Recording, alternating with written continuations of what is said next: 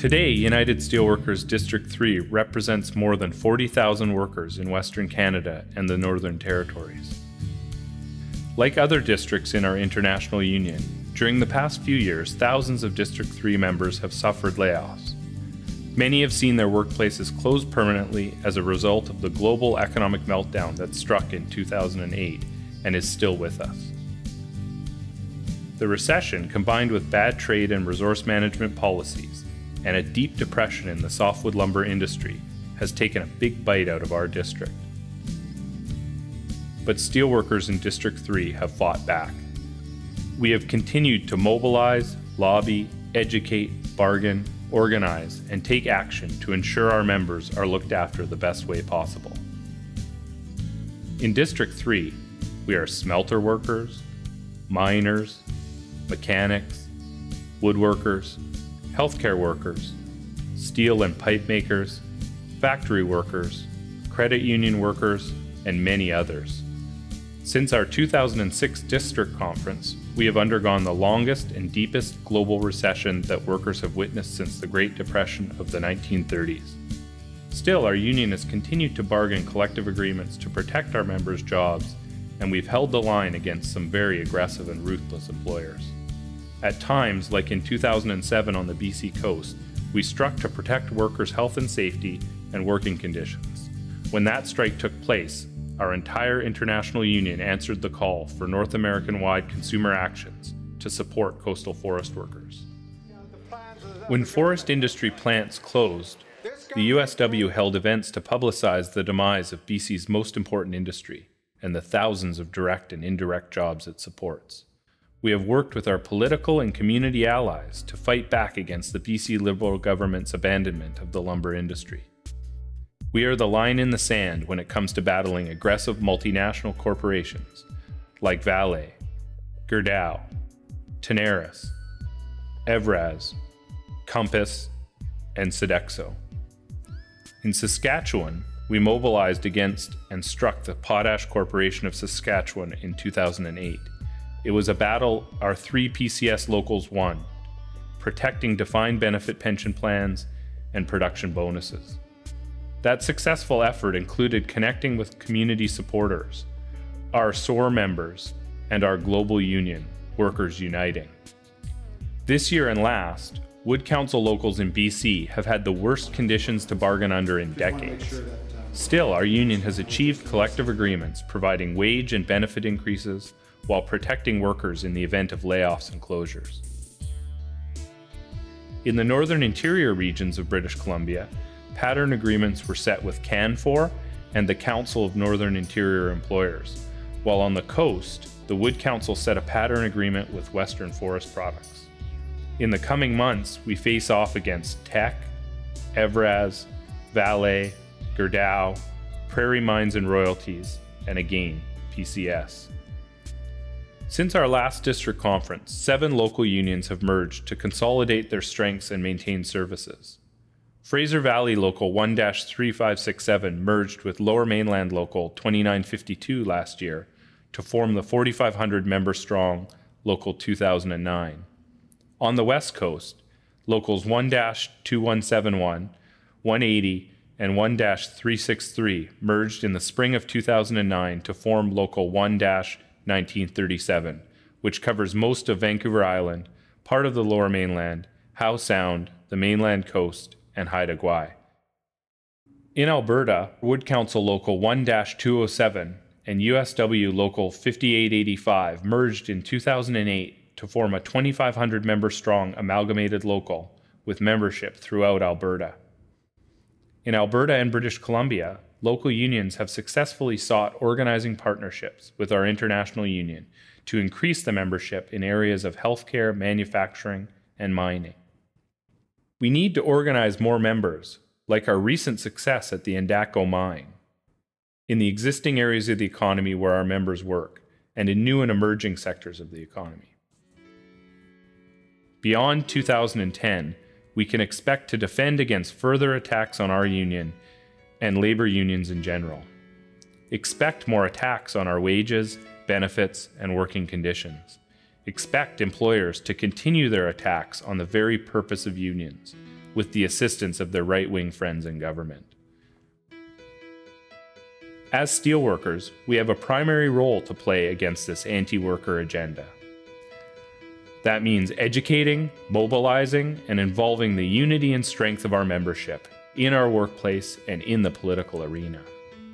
Despite these hard economic times, steelworker local unions and area councils have maintained their commitment to ongoing trade union education.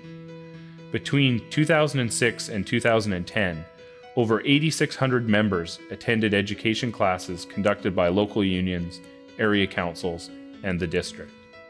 Our District 3 summer school, held each year in Kimberley, British Columbia, is growing more popular, with increasing participation of younger and first-time students who are stepping forward to play a role in our union. The health and safety of our members is still at the forefront of many of our educational efforts, as we train a new generation of activists to speak out and take part. In District 3, we continue to bargain occupational health and safety language, including the right to refuse unsafe work, right into our collective agreements, making worker health and safety a union issue that can be taken through the grievance procedure. USW Local 480 and Trail has been in the forefront of bringing asbestos-related disease to public awareness, with the production of a hard-hitting video on the effects of the disease on workers and family members. As more workers develop mesothelioma and other related disease, more public pressure is being put on governments to provide workers' compensation pension benefits for those 65 years of age and over. In 2010, our district launched a private criminal prosecution over the death of Lyle Hewer, a member of Local 1-3567, who was killed at Weyerhaeuser's New Westminster Sawmill Division in 2004 as he was clearing out a confined space in a way the employer knew was hazardous. By using the Westray provisions of the Criminal Code of Canada, we believe that Weyerhaeuser will be proven to be criminally negligent for Brother Hewer's death. Because of failures in the system, our union was left with no alternative other than taking on a private prosecution. In the political arena, our Steelworkers Vote program continues to gain participation and momentum. Our largest campaign to date was in the 2009 BC general election, where 3 USW members, Harry Baines, Doug Routley, and Bill Routley, were elected as MLAs, and another member, Sister Leslie McNabb, was nearly elected in the Comox Valley. In the 2009 election, we reached out to more workers, trained more volunteers, and made more contacts with our members than we have in any previous election. And across Western Canada, we have conducted Steelworkers Vote campaigns in 2 federal elections, 2 BC elections, and in Manitoba, Alberta, and Saskatchewan. Between elections, we have lobbied politicians on reforms to the BC forest industry. We put a 10-point program before the BC government to effect meaningful change, solutions the government has ignored. Our members have lobbied for ratios of healthcare aides to long-term care residents in Alberta. The Alberta NDP has stood with us in calling for reforms to both extended care facilities and healthcare for all Albertans. In Manitoba, we are continuing to lobby the NDP to get anti-scab legislation and the card check system for union organizing drives. And in Saskatchewan, we are fighting side by side with the NDP opposition to protect the potash industry in the face of foreign takeover bids for PCS. Internationally, our district is playing an increasing role in building global solidarity. In 2008, steelworker tech locals in BC joined the Quebrada Blanca Mine Workers Union in Chile to sign the Tech Cominco Chain Global Accord, an agreement to make the tech corporation more accountable for the social, economic, and environmental well-being of workers. Since 2007, Steelworkers Local 6166 in Thompson, Manitoba has been part of the Sudbury Accord, formed to create unity among unionized valet workers in Canada, Brazil, and 4 other countries. This global alliance was of importance in helping Valet Inco workers in Sudbury during their year-long struggle against the global mining giant, and will be important as Local 6166 goes into bargaining with Valet in 2011. Our mining locals continue to work with the Chilean Miners Confederation and Peruvian Miners Federation in the areas of trade union leadership and occupational safety and health. We continue to work with our international partners, sponsoring exchange visits through the Steelworkers Humanity Fund. Wood Council locals throughout Western Canada continue to play a key role in supporting a joint education project with the Chilean Forest Workers Confederation, a project that has delivered education courses to over 850 workers during its first decade. While the Steelworkers Humanity Fund is the key component to international solidarity and humanitarian projects, the fund also acts to support community-based humanitarian projects within our district, such as supporting local food banks from Port Alberni to Burnaby to Regina and Winnipeg. Steelworker members continue to be major contributors to the United Way labor fundraising campaigns.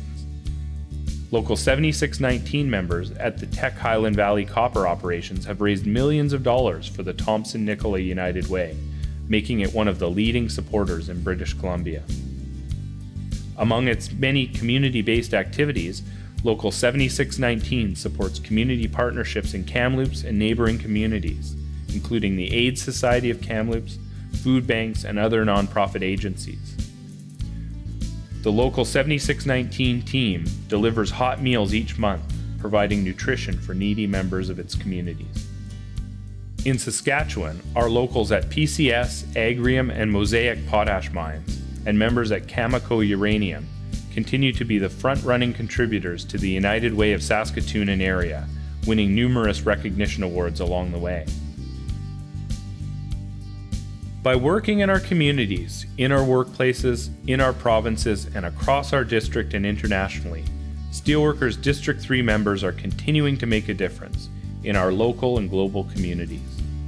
We thank our local union officers and rank-and-file members, and our area councils, staff representatives, support staff, and many others who have been a part of making it all happen.